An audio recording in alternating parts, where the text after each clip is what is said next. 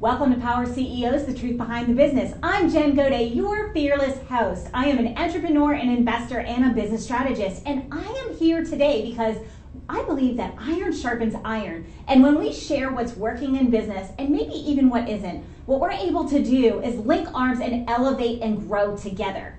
So what does that mean? That means that as we grow personally, professionally in our businesses, and our businesses grow, the ripple effect impacts not only ourselves and our family, but our teams, their family, our clients, our communities, and our world. I'm really excited to be here today because I have a very special guest for you in studio. Stephanie Puryear Helling is here, and she spent 25 years in the multifamily real estate world, kind of in a corporate gig, and she has transitioned into entrepreneurship, so she can really bring a whole lot of value from the leadership and that executive function, as well as that transition here today. Stephanie, I'm really excited to have you here today. Welcome to the studio. Jen, thank you so much for having me. I'm honored to be here with you. I love your show, so thank you for having me here to talk with you today. Absolutely, and we're going to just dive right in because so many times people reach out who watch the show and they may be in a corporate job and side gigging or wanting to go into business for themselves, but they really are held back. They have a fear, they don't know when to take the leap, or they take the leap before they have a plan. And you were forced into a situation where you had to make the leap. So I'd really love to dig into your story and how you transitioned out of corporate and into entrepreneurship. Sure, absolutely. Thanks for asking. So as you mentioned, I was in multifamily real estate for 25 plus years, and the last company that I worked for 3 companies during that time, I was with for 21 years. Absolutely loved them, thought I could see myself retiring there. I wore many different hats in learning and development and real estate strategic services, and we'd acquired a lot of other companies, which made us the largest global leader in that space. And of course, COVID happened, right? Which was challenging for all of us and so many companies. And during that transition, we were also going through some restructuring as a result of company acquisition, and I was laid off, which was actually a blessing because I'd been thinking about, what do I do next in my career? And several people that I know, some of my mentors had been talking to me about going out on my own for a few years because I'd been speaking on the national circuit for 20. And so it really was the push that I needed. Now, I certainly wouldn't have necessarily chosen to make that leap during a global pandemic, but it did allow me to stretch myself, right? And take that leap and figure out what am I going to do next and how am I going to do it. So I started my company. And I think that's really interesting, and I want to just kind of highlight that so many people believe that they have job security, and we're facing those similar situations. There's a lot of layoffs happening because of economic reasons. There's a lot of restructuring going on. So a lot of people are stuck in a corporate job thinking, I have job security, but you found that wasn't actually, it was a myth. So I just wanted to highlight that and ask you, when that happened, it was out of the blue. You didn't expect it. We were talking about this before the show. And so it kind of hit you out of left field. So talk to us about the resilience and during that transition, because you said it's a blessing and we can think about that now, but there's a lot of people facing that exact same scenario today. Yeah. So, it was unexpected because I knew we were going to do restructuring. I had several conversations with the person that I was reporting to about taking on a very different role that really wasn't the best fit for me. I mean, you and I talked on the phone. I'm a DI, ENFJ. My focus has always been on leading and developing teams and people. And we had a conversation about me taking on a role that was not people-oriented or people-driven.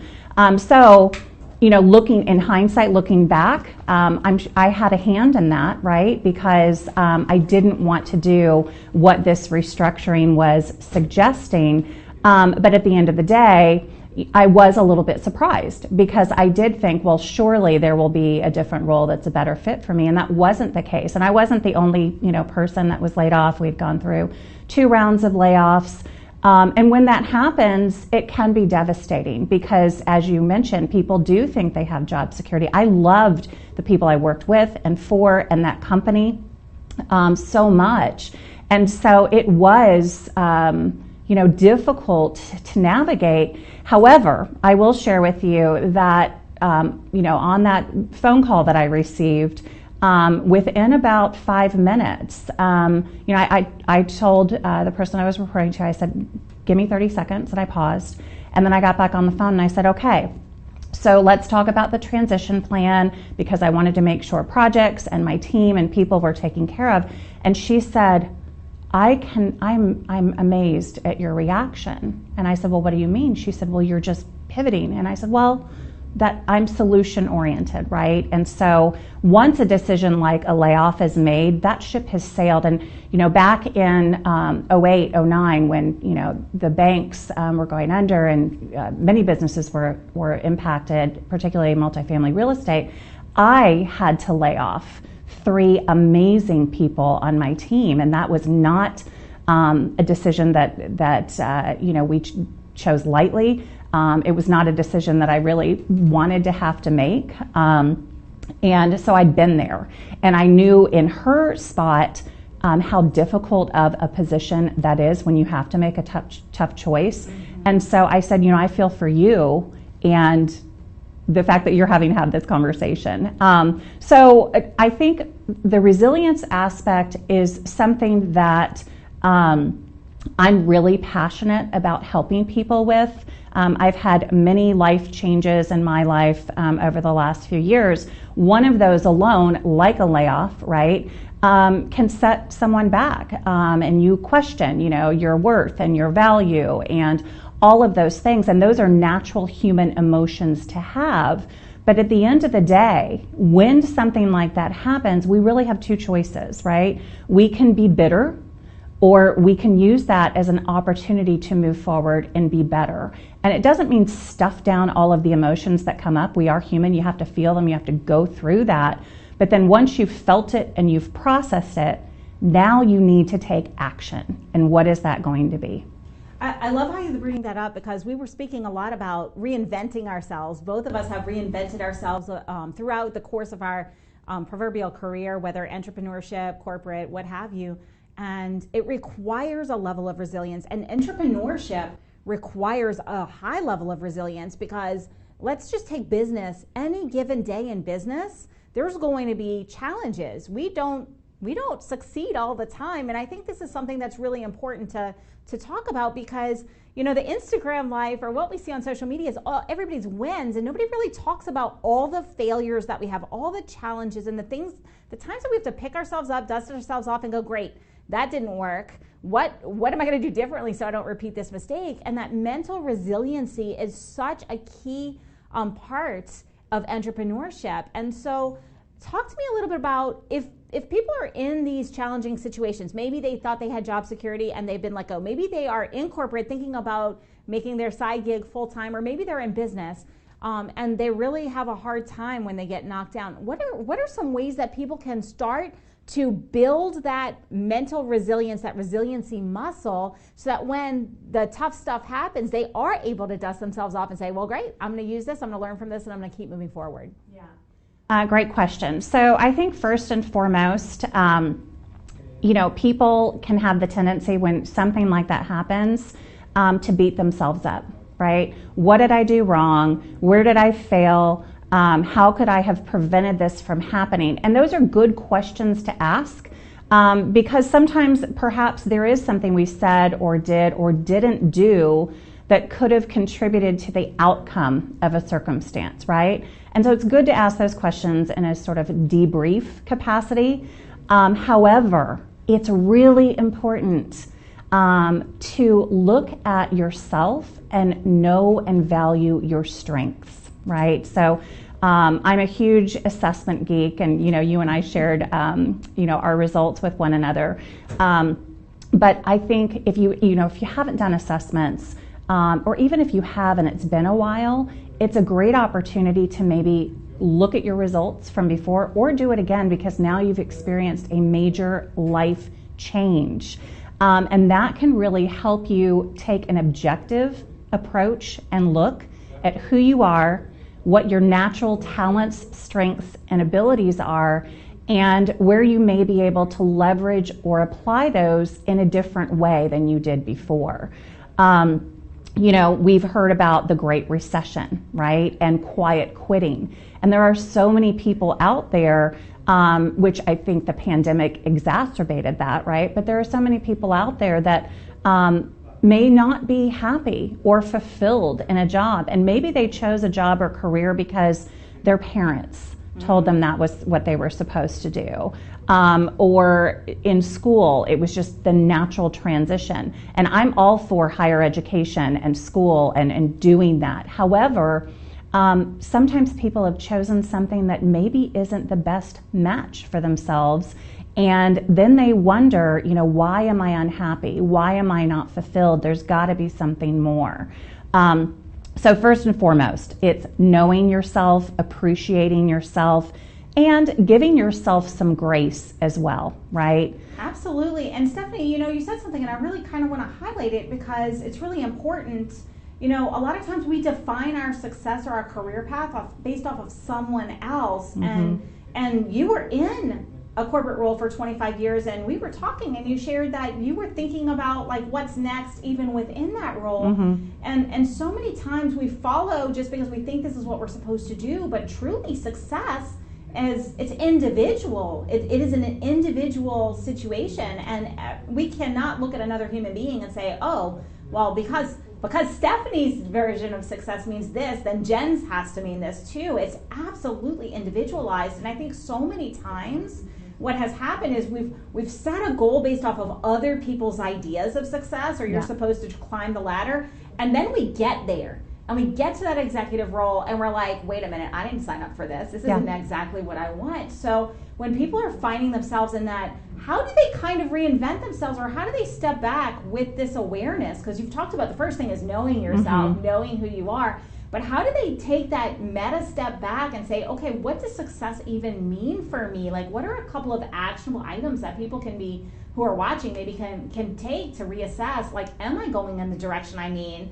meant to? I've been going in this direction, but it's kind of veering left, and I'm realizing that I want to course correct because it's not where I exactly want to be, whether in business or in a corporate role. Sure, great question. So as I mentioned, knowing yourself first, but then I think another really important question to ask is, how can I best leverage my talents, my knowledge, my skills and abilities to help others? Right? Where can I give the most of what I have to give, my gifts, and we all have them. We all have our natural gifts. Are you using those today? And if the answer is maybe 20% of the time, that's a really good indicator to look for opportunities where you can leverage and align your knowledge, skills, abilities, and talents. And as I mentioned, I had some really candid conversations prior to that layoff over a 6-month period. And I was vulnerable and I was honest with both myself, with the person that I was reporting to, and with the organization on what I felt was not only best for me, but also what was best for the organization. And I think sometimes people are afraid to have those candid, real, raw conversations because they don't want to make waves, right? Or they're afraid, oh, well, if I say that, then, this may go away. And that is true, right? But if you don't take that risk and you're not true to yourself, is it really worth it to stay somewhere where you're not ultimately fulfilled and happy? And I hope the answer that most people would have is no, right? Because you were meant to do something. You were meant to give your gifts to the world. And so having that realization is really important. And being brave is a big part of resiliency. You mentioned in business and entrepreneurship and really life, right? Life is not an easy road. There are bumps in the road. There are hurdles. There are mountains to climb.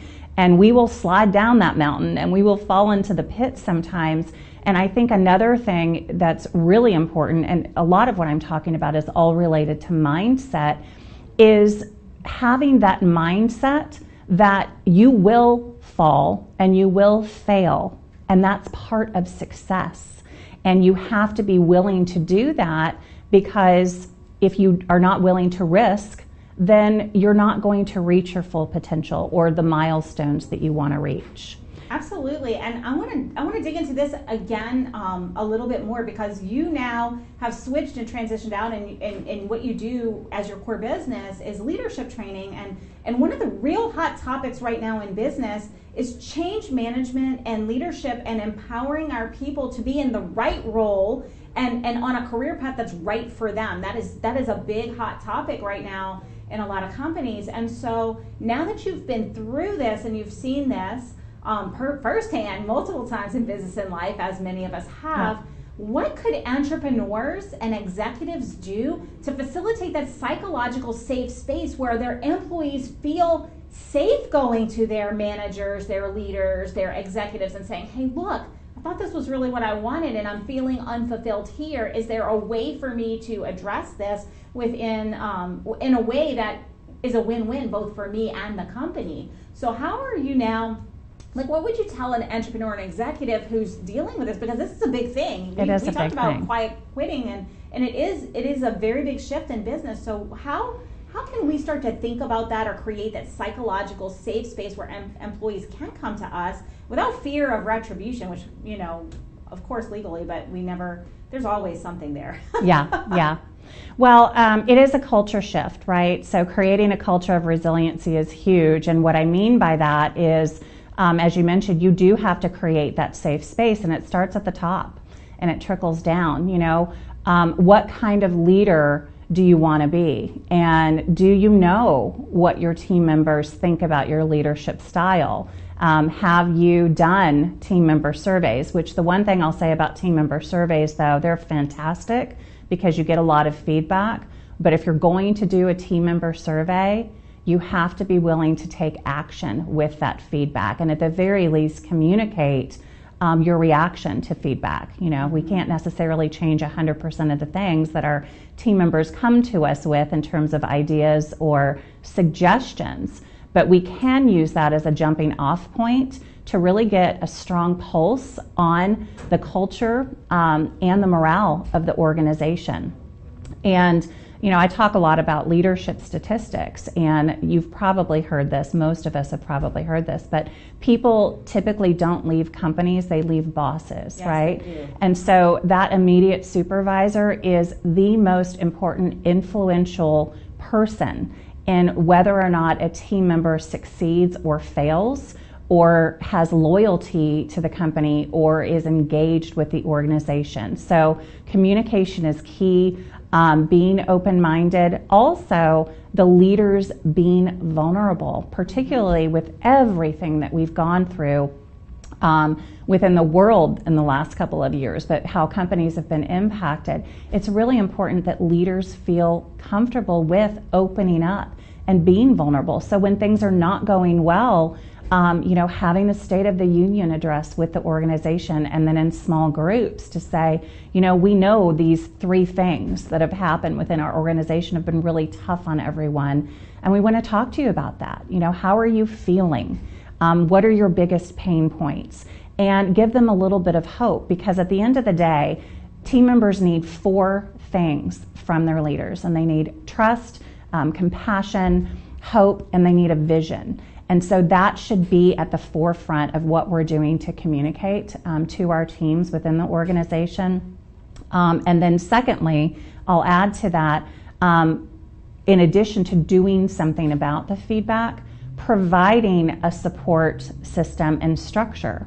And that can come in a number of different ways. So you can have structured programs, which I think have great value, right? But you can also have informal programs with a little bit of structure, things like mentorship programs and peer coach programs, so that people know where they can go and what their resources are. I help people with onboarding, team members as well, creating onboarding programs. And the 2 most important things that teams need to know, or that people need to know during onboarding, but really at any time, is who to know and where to go, right? So who are those crucial people that I need to be connected with in the organization, and where do I need to go to get what I need? And it sounds simple, but I will tell you, oftentimes when I'm helping organizations navigate change management or working with them on leadership development, you can point back to they don't know their resources. They don't know where to go. They don't know who to go to. They don't know how to do things. And there are broken down lines of communication. So communication, who to know where to go, simple in theory, right? But sometimes difficult to execute, which is why I help people with that. Absolutely, and execution and implementation of these things is what's really key. And so just to kind of summarize and add on to some of the things that you said, when we are communicating or when we're getting feedback and soliciting feedback, it's important for us to have that safe space that they can give that honest feedback, but we have to respond to that, because if we don't, let's just be real, all human beings have a need to be heard. Like, that is part of the communication process. And so many times, and what I've found as well, Stephanie, and you echoed this, is leaders ask for feedback, but then they don't actually do anything about it. So then what happens the next time you ask for feedback is everybody's like, well, I gave you my feedback and nothing changed. Yeah. And so we have to break that cycle as leaders, and it's been a real shift, because now what we have to do as leaders of our companies, as executives, we have to be transparent with a lot more transparent than what we were accustomed to even 10 years ago, right? It used to be that the C-suite would get together and it would be all hush-hush and they'd make decisions, and then all of a sudden things would roll out. Now we have to have those open, transparent conversations. This is the direction that we're heading. This is why we're heading there. And let's be real, the younger generations want to get behind companies that are making an impact beyond just the product or service that we're providing. They want to know they're making an impact in the world. And so if we're, as leaders, not really fully communicating that in a way that they buy into the vision, we've already lost the younger generations at this point in time. So I think it was really, really awesome, the points that you brought up, and I think it's also very key that we are transparent with where we're going. If we have a change in the direction of our company, we have to be transparent. This is the vision. This is why the change is happening. It's this vision. This is what we're going to do and how we're going to have an impact, and messaging that in such a way that they can get excited and be a part of that change. So I really love that you brought that to the forefront. If you are listening to this or watching this, be taking notes. Stephanie is dropping pure gold here. And really and truly, that was a whole lot of different things that we could take action on, Stephanie. What is the first thing, if people are about to institute some sort of a change? And let's just take the AI example. AI is hitting the entrepreneurial world and business by storm. We're all integrating it in some way. And so what is the one takeaway, if they're going to message this to their team, that they can be doing that, like the one action they can take today? Yeah, well, the very first thing to do, the first step is to define the change, right? So the who, what, why, when, where, how. That has to be done, and identifying your key stakeholders, because you do need champions of change who are going to help you make that happen. But defining it is key. So oftentimes I see organizations say, oh my gosh, we need to do that. And you gave AI as an example, but it can't be a shoot, ready, aim approach, right? You really have to think about, okay, what are we doing? Why are we doing it? And how are we going to do this so that it works for us over the long term? So very much a strategic outlook before a change is implemented is key. Because oftentimes, and over 80% of organizations that try to implement change efforts fail. And they fail because they're not following a process. And there is a clearly defined process in any type of change management initiative. So defining it and identifying your key stakeholders, number one priority. Fantastic. And we do have to take a brief break, but if you're listening to this at home, you know change is happening. It's happening every day. What is the strategy that you're going to implement, and who are the key stakeholders, the customers, the employees, the investors, whatever people that are involved in that change? Put that down on paper, just like Stephanie said, and we'll see you in just a few moments. Hey, Lily says AT&T's giving everyone their best deals. Minus the air quotes. Best deals. No need to wink. Others say they give everyone a deal, but not everyone gets the best deal. Told you, the best deals are for everyone here, with a choice of plans. You were right. Is she always right? Always. At AT&T, we give everyone our best deals on every smartphone. Are you ready to talk about all things real estate? Hi, I'm Michelle Briggs, the host of Your Person Real Estate. Join me every Thursday at 5 p.m. and discover everything you should know about the real estate world.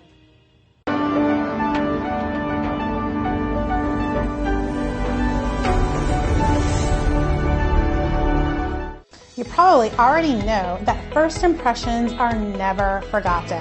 However, did you also know the way you feel about yourself contributes to your quality of life and the opinions of others?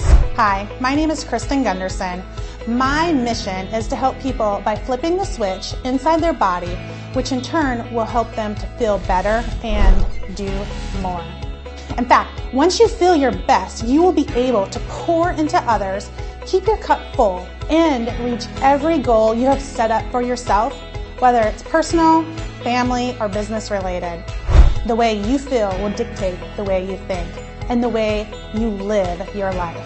Feeling your best is necessary to achieve your goals. You deserve to put yourself first. Let me help you flip the switch so you can feel better and do more. Let's talk. I know I can help.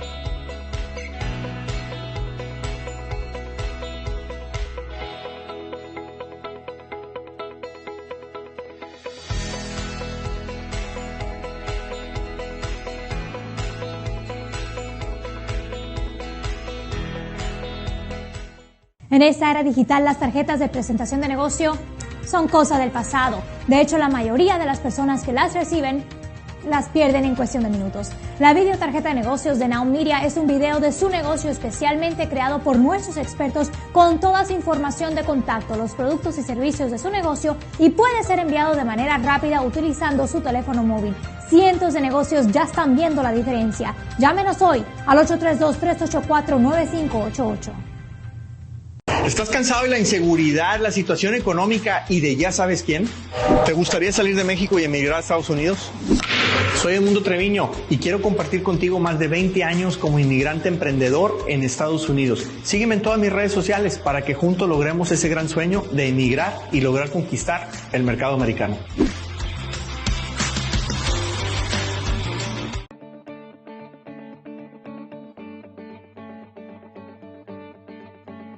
Working through the legal system is challenging and risky, especially if you don't have the right attorney at your side.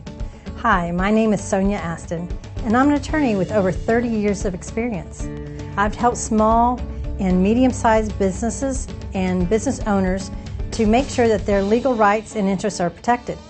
As general counsel for you and your organization, I can draft and review solid contracts, minimize the risk of litigation, review and prepare comprehensive business succession plans, or help you navigate your company with the local, state, and federal government. Take a decisive step today. I'm here to make sure your legal rights are protected and you have a peace of mind that you deserve.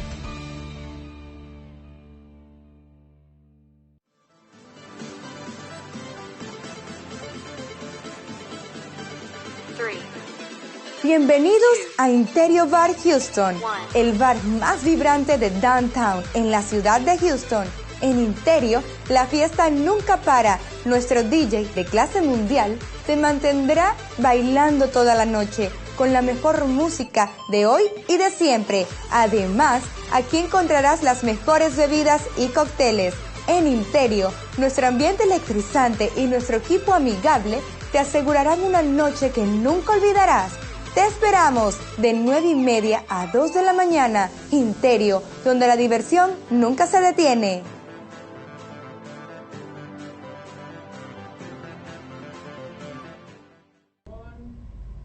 Welcome back to Power CEOs, The Truth Behind the Business. Jen Gaudet here, your fearless host, entrepreneur, investor, and business strategist.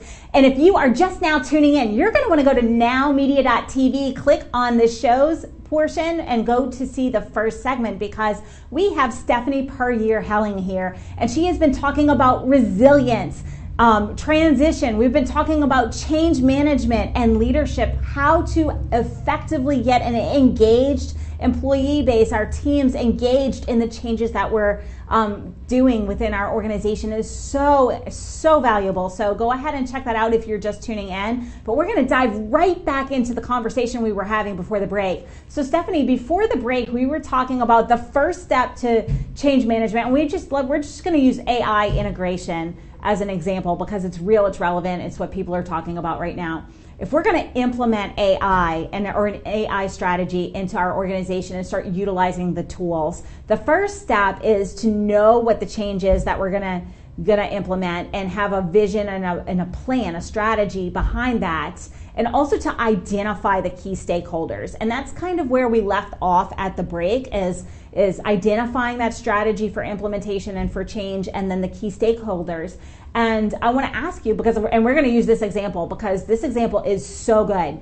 There's so much fear. Is AI going to take my job away? Am I going to be competent utilizing the new system? What is the change going to happen from the employee viewpoint? Am I going to lose my job? As we talked about earlier, job security is kind of a myth. So all of those fears are happening about particularly artificial intelligence and implementation and integration in business. So once we have the change that we want to implement, we're going to implement AI into our processes. We're going to implement AI into our marketing or what have you. We have a plan. We have a strategy for that implementation, and we've identified our key stakeholders. What are the ways that a good consultant, a consultant such as yourself, could come in and help to guide this process? Because let's be real, a lot of times we're so stuck in our business and we have a perspective, we almost have blinders on about our own businesses and our own teams. So what is the role of a consultant during this change management? And then how do we mitigate some of the fears that are associated with change? Because that's one of the factors of all humanity. We resist change. It's just a fact of our biology.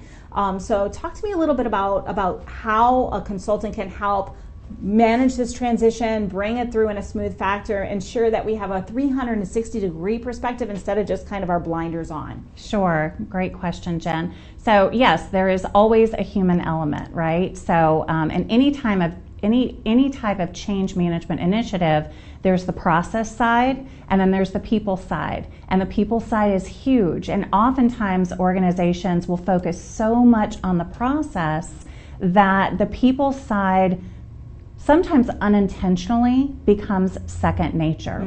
And so where a consultant comes in, having someone come in who is certified in change management, right? But can also really take an objective look at the organization, and they don't have any skin in the game, right? So they don't have an emotional attachment to the change like most people in the organization are going to do. And during any type of change process, you've got the people who are deciding on the change.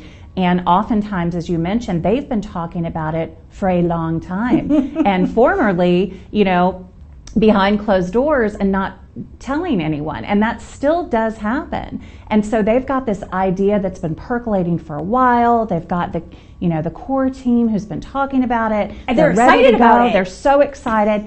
And they don't understand why when they finally launch the communication to the team, people are nervous and they're resistors, right? You will have some champions of change, but you'll have a lot of people who are digging their heels in, right? Or are fearful because they are getting it all at once. And typically what happens in organizations, they launch the communication and then the implementation is happening shortly thereafter. So it's no surprise that people are freaking out, right? And so bringing in a consultant can really help you understand that change cycle. There is a cycle, there is a process, and the change curve, because in all change, no matter how amazing it's going to be for you or your business, there will be fear. People will fall into the pit. You cannot avoid it. And you certainly can't avoid it by telling people, well, just don't go into the pit. I don't know if you follow Brene Brown at all. I love her. But on her podcast, she did a 2-part podcast talking about toxic positivity. And she interviewed Dr. Susan David, thank you, I almost drew a blank, who wrote a book called Emotional Agility. And in that podcast, it's awesome, but they talk about toxic positivity, where oftentimes within organizations or even in personal lives, people are positive in a toxic way, and oftentimes it's not intentional. And that's saying things like, well, just don't worry about it, or, well, just, pull yourself up by the bootstraps, or stop complaining, you're being negative. Just get on board with it. And while they mean well, it actually does the opposite. It has the opposite impact of what they're trying to achieve, because you have not honored or acknowledged and seen where the person is at or where the team is at. And we have to clear the emotions before we can even expect someone to implement something new. If they're in fear, it doesn't matter. It's almost like we're not validating or meeting them where they are. 100%. Yeah, and I want to continue on this, because so many times you said it exactly right. We're behind closed doors. We've gotten excited about this. We've chosen the path forward. We've identified all the things we're going to do, and we're ready to implement. And we're not giving that same courtesy to our teams. Our teams need to have time to digest, and some people they will champion it. They'll be able to process it really rapidly, and some people are going to need some time and they're going to need some conversations, and they're going to need a verbal process what's happening so that they can actually move through their emotional process. So when you come into these companies as a consultant, what is like one or two key things that you see across the board when you walk in and there's this kind of disconnect between leadership and they're rightfully so excited about what's coming, and the fear that's happening and that toxic positivity? What are one or two things that you've noticed across the board kind of are easy ways to smooth that over and bring a bridge, like draw the bridge and meet those employees where they are? Yeah, real conversation. So doing discovery and a needs assessment, really understanding from the executive team's point of view what they're wanting to implement, achieve, why, and by when, right? And then who will be involved in that process and who will be impacted. And then from the team members' perspective, putting together focus groups is great. Having one-on-one interviews, small group interviews, and really talking to them about the potential change and how they feel about it. And oftentimes that step is missed, which is really doing a disservice to the entire organization, because you're talking to the people who are responsible for implementing it and carrying it out and making sure it's successful. So if you don't have their feedback in the beginning, you might be missing some crucial things that are important to acknowledge or work into the new improved process, right? Because things will break, especially technology. I have never seen a technology initiative that has been rolled out without things breaking. It's part of it. So socialization is huge and paramount first and foremost when we're beginning any type of initiative like that. And you are an expert in this space. How many times do you encounter an executive team or let's just talk about an entrepreneur who maybe is a small business, and they're reluctant to share that discovery process with their team when they're looking at, okay, which system are we going to implement? What are we going to integrate? Because maybe everybody on the team, maybe there's 10 employees and everyone has a different idea. There's a fear at the top. Mm-hmm. If I open it up and nobody comes to a consensus, then what? So how do you as a consultant navigate through those concerns for the entrepreneur or the executive team? Yeah. Really setting some ground rules that it's okay to have a healthy level of conflict. In fact, you want to encourage a healthy level of conflict. And what I mean by that, conflict is, has a negative connotation. It's used as a bad word. But when we talk about conflict or differences of opinion, that's how we get to the best possible end result, because we've considered all of the angles or the options, the good, the bad, and the ugly. And you do actually need naysayers on your team. You don't need a bunch of yes people. You do need people who are going to pick it apart and give you possible things to consider that maybe you wouldn't have because you are always future focused and you're not looking at the small details or the intricacies. Yeah, and I think that's so key. Also, so many times I work with a lot of companies as well, and in the strategic side of things. And what I have found is they surround themselves with leaders, other leaders of their company that are like them. Yes. It is by far the biggest mistake that I have seen across the board, small businesses, larger organizations, is putting that board together, and it's an echo chamber. Mm-hmm. And so talk to me a little bit about how can we assess that, because I think this is something that we don't talk about a lot on the show. How can we assess, do I have an echo chamber in my executive team or in my key leaders that I'm bouncing these ideas or bringing this to the table? And if I do have an echo chamber where everybody's like a little mini me, if you will, how do I introduce the diversity that I need so that I can get those people who are going to poke holes in ideas? Because failure happens when we don't poke holes in ideas and we just have that optimistic always attitude. So talk to me about that and how we can identify, is that us? Yeah. Awesome question. So I mentioned assessments earlier, and I'm assessment geek. I love them. But not only do I use assessments with clients so they can identify self and strengths, but I also use those with teams. So I'm a certified DISC consultant and a strengths finder coach and consultant. And I like to leverage both of those because they really not only help us identify individual strengths and opportunities to leverage those strengths within the organization, but do we have the right people on the bus, at the table, on the team that is a well-balanced team? And many of us were taught growing up, oh, well, you need to be a well-rounded person and you need to fix the things that you don't do well to be better at them. And there is some value in that, right? However, studies have shown that statistically, if we take our strengths and focus on making those better, we will exponentially be more successful. And so being a well-rounded person, the way that we've been taught, is not necessarily what we need to strive to do, but we do need to have well-rounded teams. So for example, I'll just give a quick example here. When I'm using StrengthsFinder within an organization, there are 34 strengths, and we typically identify the top 5 for each team member.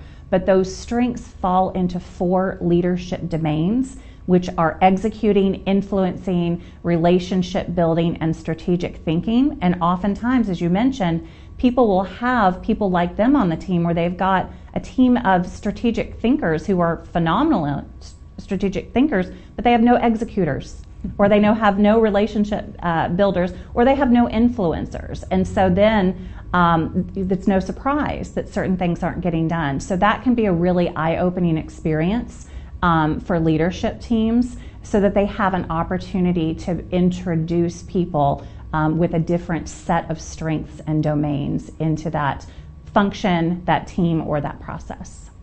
Yeah, and I want to really highlight this, because if we don't know who we have on the bus, like knowing who we have on the bus and what their strengths are and where they excel and shine, that's only one part of the equation. We also need to have the people on the bus. If we have the right people on the bus, are they in the right seat? Yeah. Because when we know who our team strengths are, where they are, we can form those. We can make sure they're in the right seat, so that the team is actually, better than the sum of all of its parts. And I think as executives and as entrepreneurs, that is what our key role is as the leader and founder of the company. Do I have the right teams at the table? Do I have the right executive team at the table? The right leaders that are going to be well-rounded, and that team should be stronger than the sum of each of the individuals who make up that team. I think it's such an incredible. And how many times do you see that it's passed over? Yeah. It's kind of like we blow by the seat of our pants and we grow, and we focus on like the financial metrics. But in order for us to truly build a solid business and to grow with a fundamentally strong company and hit that scale, it's not just about the financials, it's also about the people and the processes. And the people is, especially huge. Right now, it's the most important thing. Absolutely. Because when we think, and I know you're also very, very good at the customer experience. You did that in the real estate. You work with that now with other companies. If we are not giving that experience to our employees, how can we expect them to have an ideal customer experience, 100%. or client experience? Absolutely. There is a direct correlation between company culture, employee engagement and retention, and loyalty to the company, and the customer experience and how loyal our customers are. It is all interconnected, right, as part of that people and process piece. So I'm going to ask you another question from kind of a different perspective. Sure. If people are watching this and they're like, I don't know if I have a problem. I think I've got this handled. I'm not quite sure. If they're like on the fence, what are some key things that they might be seeing, like some symptoms in their business that they might be seeing that is actually a leadership situation where they need to bring in a consultant such as yourself? Sure. Well, I think when you were hearing things through the grapevine, right, which often happens within an organization, and you're hearing things trickle to you that weren't discussed in team meetings, that's a big indicator that you need to look at changing your environment. Because for whatever reason, people don't feel safe talking about it in the meeting, which is where it's supposed to happen, right? So we're either having in-person meetings or we're having Zoom meetings, yet other conversations, which sometimes can point to the real issues, are happening outside of that meeting. That's a huge indicator. Another thing would be, people being engaged or not, whether or not they show up late to meetings, to Zoom calls, to training sessions, phone calls, whatever the case may be, or when they're in them, they're disengaged, they're on their phone, they have excuses for why they can't be there, they're distracted. That's a problem, right? So are your meetings effective? Do you have an agenda? And does everyone feel like there's going to be a positive outcome that's going to benefit them and the organization in those meetings? So communication, in a nutshell, is a big indicator that there is a larger problem that needs to be identified. And a lot of times you'll hear the whispers before you see the turnover, the employee turnover. Yes. And so for a smaller business, what does this look like? For a smaller business that maybe doesn't have a whole lot of employees, they really do have a good tight team and people want to be engaged. Like, what do you see? Because a lot of times in corporate, that's exactly the same thing. But sometimes in small business, it looks a little bit different. So for the small business owner with, say, fewer than 10 employees, what is the symptom that they're going to see first? I think oftentimes in small businesses, you can look at the interactions that are occurring with clients and customers and how happy they are. That's a really big indicator, because in a small business, you have people wearing multiple hats, right, to try to get things done. And so if you find that your customers or clients are unhappy, with whether it's the end product or the service, or they're calling constantly, there's a need that's not being met, right? And so that's a great indicator of what can we do to streamline this process. And in a small organization, perhaps you can't hire anyone else right now, but do you have the right people focusing on the right things? And looking at trends as well. What are the things that are not getting done or that seem to be pain points over and over and over? That's where you should focus to be solution oriented. What do we need to do? Is it changing a person's role? Is it changing a process? Can we leverage a third party to help us with this? And so many times too in small business, there's a lot of things that need to be addressed. Can we identify, is this the needle mover? What is the biggest root cause problem that we can move forward? And what I have found is that's where the consultant really comes in very powerfully, is when we're not really sure where to start, or when we have a lot of things we want to fix, but we can't fix them all at once because we have a tighter budget perhaps. Yeah. That outside perspective is invaluable, because they can shine the light and they can say, well, all of these things, here's the root cause, or if we do this, if we address this first, it's going to move the needle this much, and then it makes everything else after it a little bit more simple to kind of work through. So I think that was absolutely solid and sage advice. And so Stephanie, if people are out here listening and they're like, holy cow, that's a lot. We've talked about culture, we've talked about resilience, we've talked about change management, we've talked about fear and mindset and how to communicate things. It's been a lot to unpack. If they are a small business owner, what is the one action based off of everything we discussed today that you would say, you know what, if you're going to do something today, this is the one thing that will move the needle for you, for a small business owner? Call me. Yeah. The one thing that you need to do is look at your people, right? Do you have the right people in place, the right seats on the bus? Is everyone engaged? And that's going to require you having some really candid conversations with each person. I would suggest that you certainly can have a team meeting, but doing that one-on-one team approach and really getting a pulse on how they're doing is probably the most important thing that you can do for a small organization, because you do want the right people. You've got a small team, you're lean. You need to make sure that everyone is 100% in to whatever it is that your mission is, so that you can move forward. And engaged. Yes. In and engaged. Yes. And excited about the vision. Yes. And so now let's take it to a larger company that maybe has a little bit more team members, has more budget or whatnot. What is the one thing based off of everything we discussed today that you would say, hey, this is your first step. Let's start the momentum. Yeah. I would probably give the same answer, honestly. How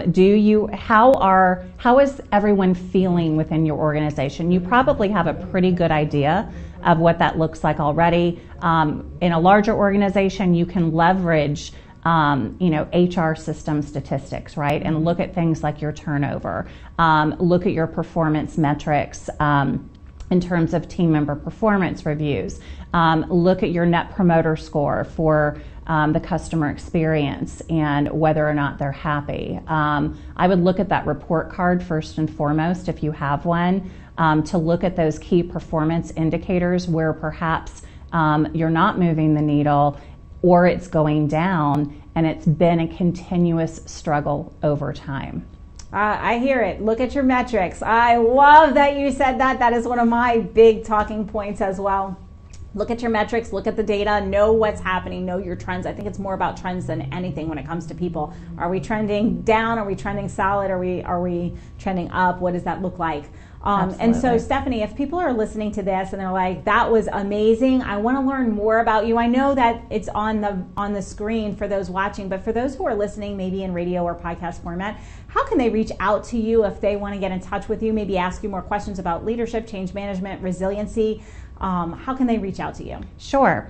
My website is www.leadingpeopleandteamstosuccess.com. I would absolutely welcome a conversation with you to talk about where you are, what challenges you're facing, and how I can help you overcome those hurdles and challenges to achieve greater success for you and your team. And little birdie told me there might be a book coming on resiliency. You want to drop that bomb right here? Yeah. So I have been through a lot of changes. I shared with you. In addition to a layoff, I was divorced after 21 years, laid off after 21 years.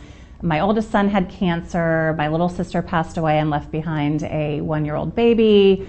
My middle son, had some anxiety due to some of those things. So it's been a lot, in a 6-year period. But I'm passionate about resilience, and it's so important that we build our own resiliency skills, and I want to help others do that. So I am developing a course on how to strengthen your resiliency muscle, and I'm also writing a book, 21 Ways to Strengthen Your Resiliency Muscle. And so I plan on launching in the fall, and I'd love to talk to you more about it, but stay tuned for that. Yep, so be watching. Definitely follow Stephanie on all her socials. She is active on them. Reach out to her website and follow her, because that book, I'm sure, is going to be chock full of all kinds of amazing tips for resiliency, building that resiliency muscle, which is a key component to entrepreneurship and truly, being the CEO of your business and your life. Absolutely, and life, right? 100%. So Stephanie, it has been so incredibly amazing. I have one last question for you today. Sure. If you could go back to 20 years ago, or maybe go back to the version of you who was just launching in her entrepreneurial career, is there anything you would do differently? I would hire a coach more quickly than I did. You and I have a business coach in common who has been instrumental in my success. I have a handful of other coaches. I would have made the decision to hire a coach right away because having a coach has helped me to identify my blind spots, right, which I didn't know were there, and being able to do things quicker, faster, more efficiently, and most importantly, leaving the corporate world, I had a huge, broad network of team members, right, and also in the industry that I was in, and I'm still connected with those people, but I'm not working with them on a daily basis. So through working with a few coaches, I have also developed this incredible network, including you, Jen, and that is key because when we're looking at change, resiliency, one thing that I didn't mention that is paramount is having a support system around you that can help you navigate what's happening. So I would have done that faster. I love it. And when we talk about coaches, I have 7 myself. I'm a big proponent for that. And a lot of people are like, well, you are this and you do this and you have coaches. Well, yes, absolutely. I would be very wary of hiring any coach or consultant who didn't have their own mentors, coaches and consultants, because that is how we grow. We grow from that outside perspective and from the people who have paved the way for us. So thank you so much for all of your insights. I really appreciate you having you here today. It has been a total pleasure. And now I'm going to speak to our amazing audience. Yes, you. Stephanie gave us several potential action steps that you can take today, because it's one thing to listen to the content, to hear the things that we're talking about. It's a whole other ball game for us to implement, and actually that's where the magic happens. So I encourage you to take action on one thing you heard today, whether it's building your resiliency muscle, whether it's doing a scorecard of, do I have the right people on the bus in my organization? Wherever it is that can start your progress, pick that one action step and implement it today. Not tomorrow, not next week, but today. Because when we implement, that's when we change our daily habits, our daily behaviors, and that's how we create the momentum that's going to grow our businesses. And of course, as our businesses grow, it impacts everything from our teams, our families, and our communities, and our world. So take action today. Unfortunately, all good things do come to an end, including this show. But the good news is we'll be back same time, same station next week. I can't wait to see you. Go win today, win this week, and we'll see you next time.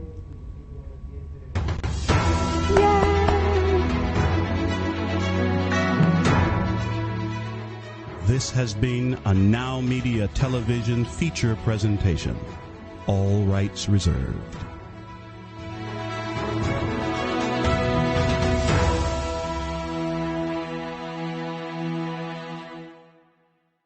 ¿Quieres que tu negocio crezca y todo parece indicar que el camino es Estados Unidos? Te dijeron que abras una LLC para que no pagues impuestos, mas no tienes idea de cómo hacerlo. Soy Edmundo Treviño y quiero compartir contigo más de 20 años como empresario en Estados Unidos para que tú no te equivoques en los mismos errores que yo ya realicé. Sígueme en todas las redes sociales para que juntos conquistemos el mercado americano.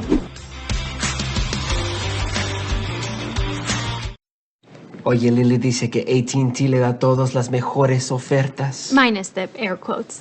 Las mejores ofertas. No need to wink. Others say they give everyone a deal, but not everyone gets the best deal. Te lo dije, aquí las mejores ofertas son para todos con una variedad de planes. You were right. Is she always right? Always. En AT&T les damos a todos nuestras mejores ofertas en cada smartphone. En esta era digital, las tarjetas de presentación de negocio son cosa del pasado. De hecho, la mayoría de las personas que las reciben las pierden en cuestión de minutos. La videotarjeta de negocios de NowMedia es un video de su negocio especialmente creado por nuestros expertos con toda su información de contacto, los productos y servicios de su negocio, y puede ser enviado de manera rápida utilizando su teléfono móvil. Cientos de negocios ya están viendo la diferencia. Llámenos hoy al 832-384-9588.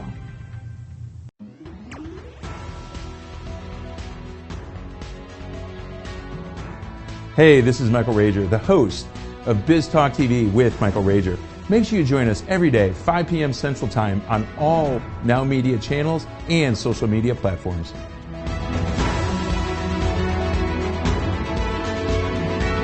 ¿Sueñas con vender tus productos o servicios en Estados Unidos? Pareciera muy difícil, mas no es imposible. Soy Edmundo Treviño y quiero compartir contigo más de 20 años de experiencia promoviendo productos latinoamericanos en el principal mercado del mundo. Si quieres aprender más, sígueme en todas mis redes sociales.